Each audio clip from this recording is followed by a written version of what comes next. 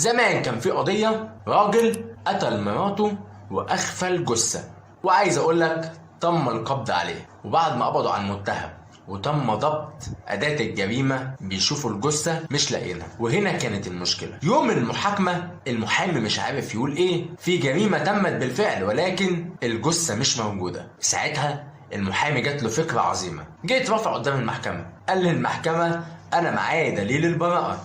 طبعا المحكمة استغربت، قالت له إيه هو يا أستاذ؟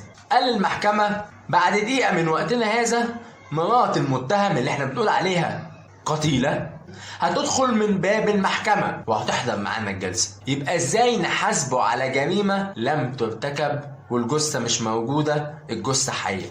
وهنا القاعة كلها بصت ناحية الباب والقضاة بصوا ناحية الباب، وعدت الدقيقة والباب ما فتحش ومفيش أي حاجة حصلت. ساعتها المحامي قال للمحكمة وإذا كانت المحكمة لم تقتنع بأن موكلي قتل زوجته، ازاي نحكم عليه بالإعدام على جريمة احنا مش متأكدين ان احنا معناش الدليل، الجثة مش موجودة؟ القاعة كلها سقفت والقضاة دخلوا المداولة، وبعد كده القضاة طلعوا علشان يقولوا الحكم. طبعا المحامي منتظر براءة المتهم، بس للأسف الحكم طلع إعدام. إيه؟ إعدام.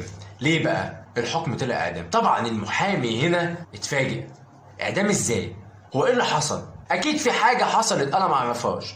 ساعتها المحامي عرف ليه موكله أخد إعدام، لأن ببساطة القاضي قال وقت ما كان الناس كلها بتبص ناحية الباب ومنتظرة دخول المجني عليها، موكلك يا أستاذ لم ينظر ناحية الباب. هو علشان متأكد إن زوجته مش هتدخل ناحية الباب، ولذلك هو ما كانش فارق معاه، ما هو عارف ان هي كده كده مش هتدخل. ونقدر نقول هنا ان القضية مش محتاجة دراسة قانون وخلاص، لا الموضوع ابعد من كده بكتير. وطبعا دي كلها بتبقى خبرة، يعني الموضوع مش يوم وليلة.